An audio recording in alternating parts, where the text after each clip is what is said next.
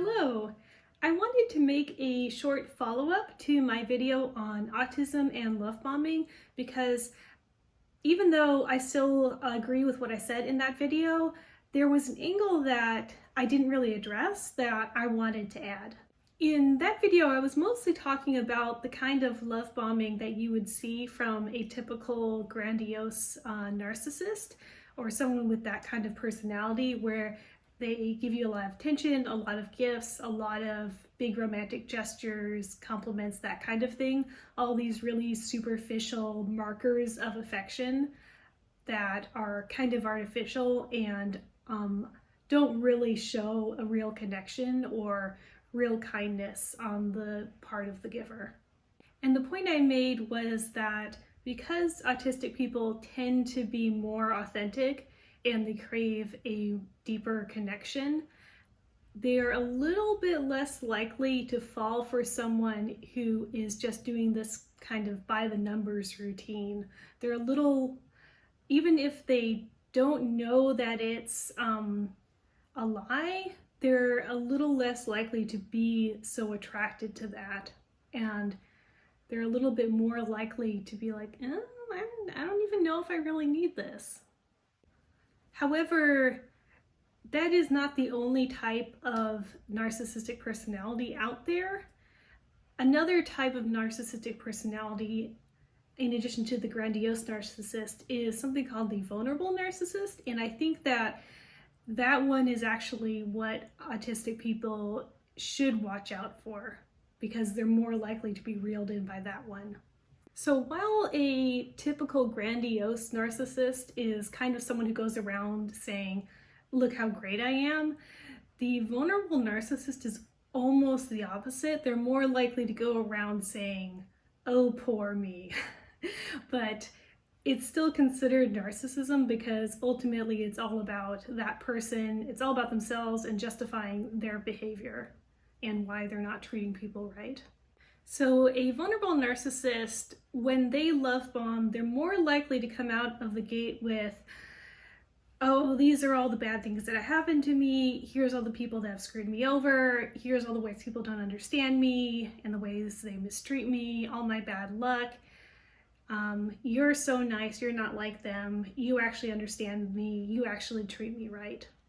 And I think for an autistic person, they might really understand what it's like to be mistreated, what it's like to be misunderstood, and to have people who don't get you, and to have bad things happen to you and never quite fit in or feel like your life is getting off the ground and you're progressing the way everyone else is progressing. Autistic people often have a lot of empathy for outsiders, so that could very easily get activated by this routine from a vulnerable narcissist who just comes out with this whole spiel of all the bad things that happen to them in hopes of getting the other person's empathy and sympathy and getting nice treatment and having an excuse for any bad thing that they do to the other person going forward because, oh, I'm really the victim here. Look at all these bad things I've been through.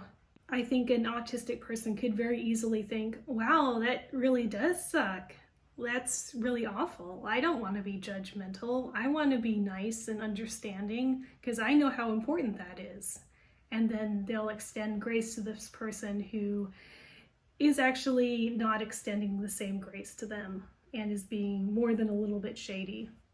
Also, a common trait of autistic people is they don't often know what's oversharing and what's just normal conversation, so they're a little bit less likely to pick up on, all these sub stories are weird things to be sharing when you've just met someone. So my advice, not just for autistic people, but for anyone who wants to avoid being taken in by this type of personality, the vulnerable narcissist, is first, be aware of when someone who you've just met begins telling you a lot of very personal and very negative things. Like, they're all things that relate to how something bad happened to that person in the past. They're all stories that make that person the victim. And It's true, some people just overshare, and sometimes that's fine. Sometimes you've got a relationship where you can talk about the most random stuff right off the bat, and it's fine and it's perfectly healthy. And some people just like to complain, but it's not quite so manipulative that it goes to the degree of narcissism. So while you can't necessarily tell what someone's deal is when you first meet them, I think it is good to be cautious if a person you've just met begins telling a lot of personal stories and a lot of really sad, negative personal stories that make them seem like the victim, because that is one way that people can set up a justification for anything bad they do further down the road. But more importantly, I think we should remember that we also deserve empathy. We also deserve understanding.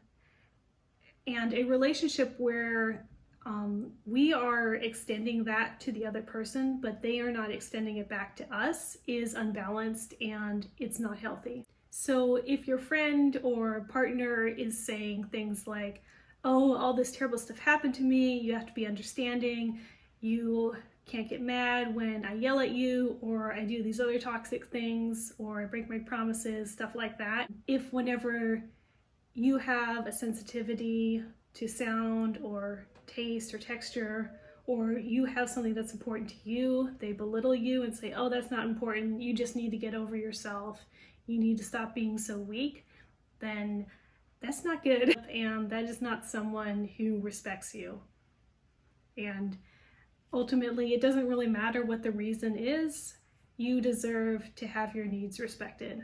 So anyway, that is just my opinion on the relationships that could happen between autistic people and vulnerable narcissists, and some of the ways that you could protect yourself from people who are engaging with you not in good faith. Thanks for watching!